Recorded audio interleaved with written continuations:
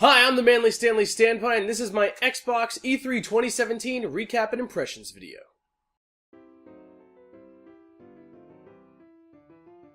When it comes to content, Microsoft really brought their A-game this year. With several games and tons of new features showcased for their system, there's plenty to go for if you're a Microsoft or Xbox fan. So let's talk about some of the different things that were shown off.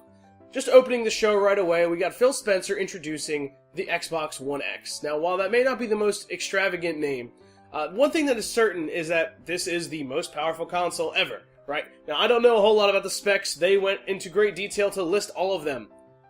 In a nutshell, what it means is true 4K, high resolution, really strong console. Developers can do whatever they want on it. It seems to be the summary of what's going on with this new system, and honestly, for those who don't own an Xbox, I think this is a really good option for people who want to own a console, don't have a PC, and would like something to play games on.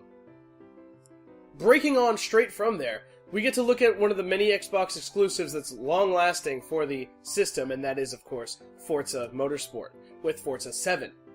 Now, this had a really interesting showcase because they were like, hey, if you like cars, here's a premiere of an actual car next to the premiere of our actual game. They showed off a new Porsche, which is pretty cool for those who are car enthusiasts. And the game itself, I mean, it looks as beautiful as Forza always does. So if that's your thing, there you go. No, you can't go wrong. So immediately following Forza, they then introduced somebody from Ubisoft to show off Assassin's Creed Origins. Now this game takes place in Egypt, and of course this is also shown in the Ubisoft conference, but this is what we got with Microsoft. We got a good look at some of the different things going on in the story as far as gameplay. We got to see some cool gameplay of it. We got to see Egypt itself. It was a really good showcase of what the game is going to look like, and they talked about some different RPG elements that are present in this new Assassin's Creed. One of the things I did notice was that they showed the UI for the different inventory and equipment, and it resembled what you see in Destiny. So I don't know what the deal is with that, but it looked very familiar to me. So just a little note about the different equipment and things like that. I'm interested in seeing how they've changed Assassin's Creed with this new title, especially in this cool location. After Assassin's Creed, we got Deep Rock Galactic, State of Decay 2, and The Darwin Project. Now, the first seems to be like dwarves mining in space or something. I don't know, it looked kind of cool. The second one is, of course, more zombies. If zombies are your thing, there you go, zombie video game. And finally, The Darwin Project. Of the three, which are all in some capacity exclusive, I thought this was the most interesting. It basically looks like an advanced Hunger Games Battle Royale simulator. It's an elimination game type where everybody has different abilities and you want to be the last person standing, hence the Darwin Project. So I'd like to see more about that. I don't know to what extent the game will actually be awesome, but we'll find out. At least as a premise, I like the idea, and we'll see what comes of that. The next thing that they covered was Minecraft. Now, as all of us probably already know, Minecraft was purchased by Microsoft some time ago, and they have not hesitated to make use of that IP.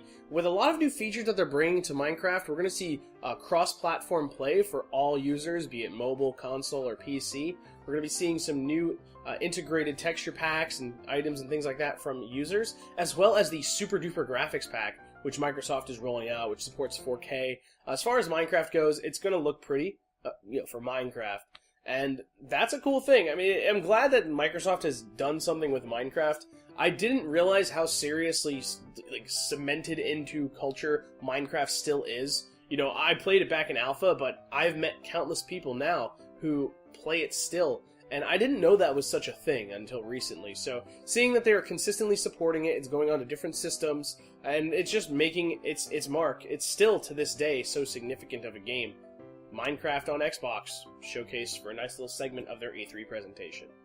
So next up, Phil Spencer introduces a game that he checked out in Japan, and it's not really clear what it's going to be, but then suddenly there's Goku. It's a new Dragon Ball Z fighting game called Dragon Ball Z Fighters Z. So it's like fighters with a Z at the end of 7S, it's a capital Z because it's Dragon Ball Z. And it's developed by Arc System Works. So, we're looking at a Guilty Gear fighting game development studio working on a Dragon Ball Z fighting game. It looks pretty awesome, all things considered. It's a Dragon Ball Z 2D fighter, so has been a while since one of those has been out and was good. So look forward to that. If DBZ's your thing, it looks cool, and at least there was some presence in E3 Xbox conference. So that was something to look forward to. The Last Night was also an interesting title that's going to be a launch exclusive for the platform, and it looks kind of like Blade Runner. It's got some interesting, retro pixely appearance to it outside of its seemingly, conventional graphics. I don't know exactly what the deal is, but it looks like it's going to be one of those cyberpunk dystopian noir type stories. Looks really interesting. If you're into Blade Runner, I feel like that's going to be your thing. Next up, The Artful Escape. This game doesn't... I have no idea what the gameplay is actually like. It was just a dude running sideways the entire time, with a lot of music playing. Wow, wow. I don't know what the gameplay is. Is it a rhythm platformer? What's going on here? It stylistically looks cool. If you like how 2D... Hey, I'm running sideways with music playing. Hey, look at this stylistic game, The Artful Escape. When's the release date? When it's damn ready. Okay, cool, you made your point, but I have no idea what your game's actually about, so... Thanks. Scratching that anime itch yet again, we got Code Vein from Bandai Namco. Don't know much about it. It looks really nice, but it's an anime video game style. Everything looks super Japanese, so that's your thing, which I know a lot of the viewers of my channel like. There you go. Something on the Xbox console presentation for fans of that. The next thing that they showcased was a very large segment for a game that I've personally been following, and for those of you who watched my most anticipated games video way back at the start of the year, Sea of Thieves is a game that I'm really interested in playing. So they showcased an extended play of Sea of Thieves, featuring what it's like to be a pirate and to go and hunt for treasure. They had a lot of different features in this presentation. What I really admired the most was just the writing of the narration. It was really funny. And I had a good time watching it. I felt engrossed, and I was like, yeah, I look forward to doing this with my friends.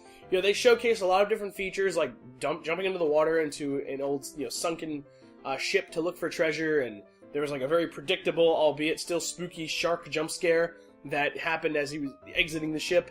And then from there, following the treasure map to an island, going in the island and getting the treasure to have to fight off skeletons, firing people out of cannons, and that's being a way to traverse and get around. It looked like a fun time. The combat is not the most detailed or exciting. It just seems, bang, bang, swing, swing. But honestly, I just see myself having fun on this game, running around, hunting for stuffs, and playing with my friends. So, Sea of Thieves had a really solid presentation for this conference. And, again, the narration and the writing, was so self-aware about the different tropes of not just gameplay, but just the current gaming culture without being cringy. So...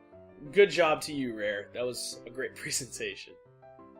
The next thing we got to take a look at was Tacoma, and that is coming August 2nd.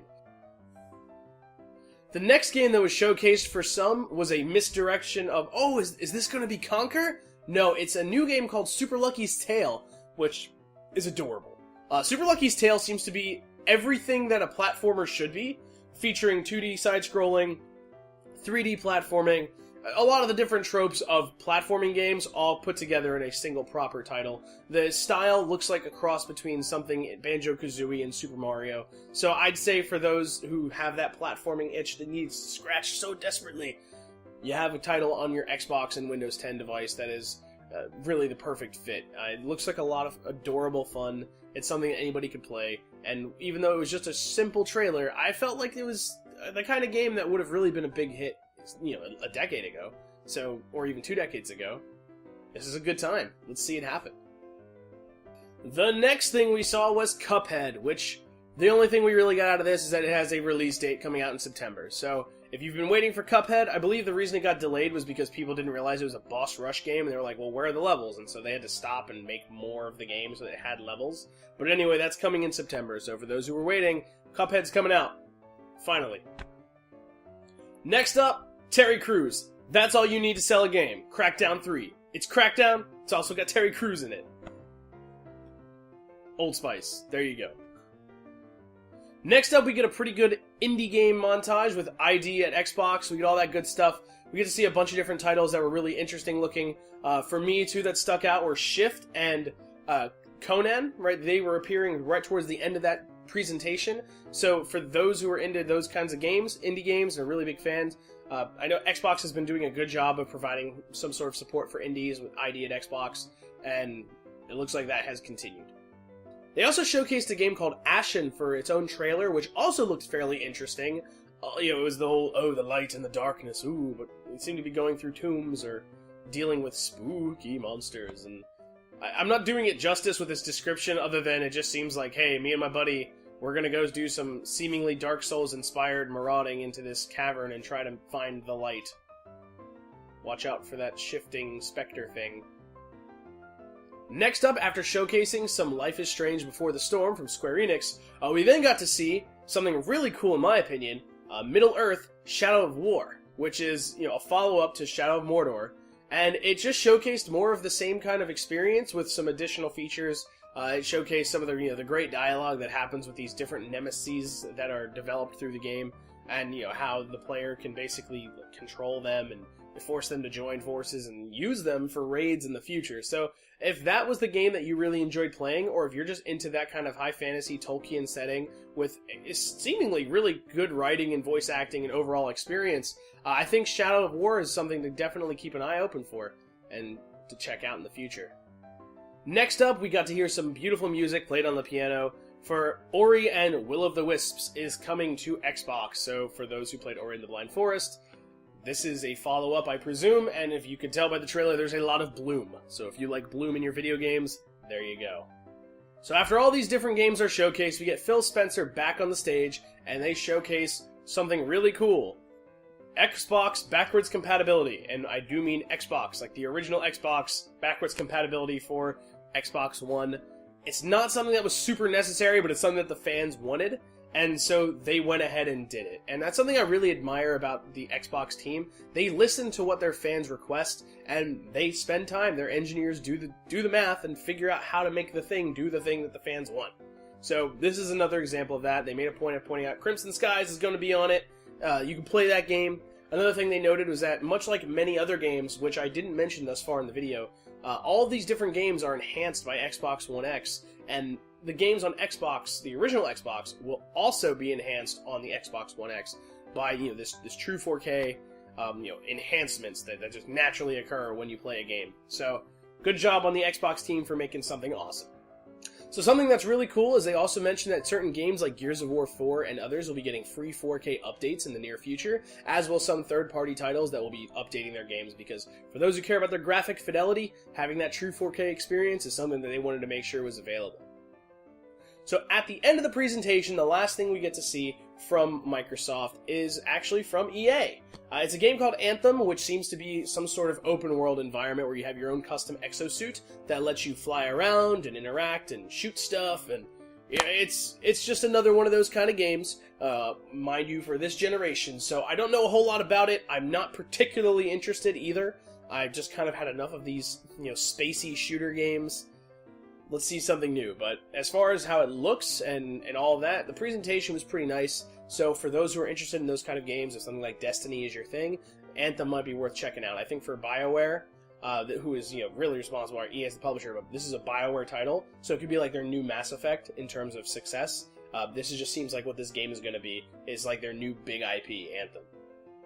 Overall, I'd say that Xbox did a fantastic job this year.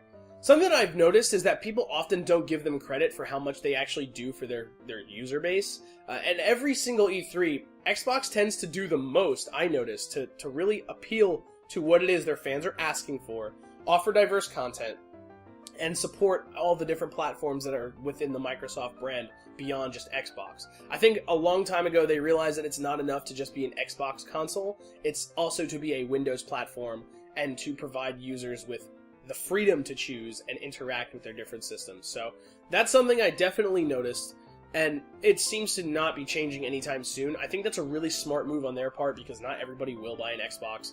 But honestly, I think Microsoft is doing the right thing once again, and they're going to be completely ignored by a lot of people who just underestimate their brand because of how things went when the Xbox One was launching. I think, honestly, they're kind of offering more than some of their competitors are in a lot of ways, and people just won't acknowledge that. So, if nothing else, you personally, at Xbox, I give you my seal of approval. You did a great job with your show. It was a very long show, but it was packed with over 40 different games and like 22 different exclusives, and that says a lot that you're doing this stuff for your user base. So, as much as people like to ignore that fact because it's Xbox, Xbox brings it. It's just nobody necessarily gives it the fair treatment because it's Xbox. Anyway, I'm the manly Stanley Stanpai, and that was my E3 2017 Xbox press conference recap and impressions video. Be sure to check out some of my other E3 recap and impressions video here on the channel, and let me know what you thought of this particular press conference. Did Microsoft deliver according to your expectations, or did they fail miserably? Anyway, I'm the manly Stanley Stanpai. Thank you for watching, and I hope you had a great E3.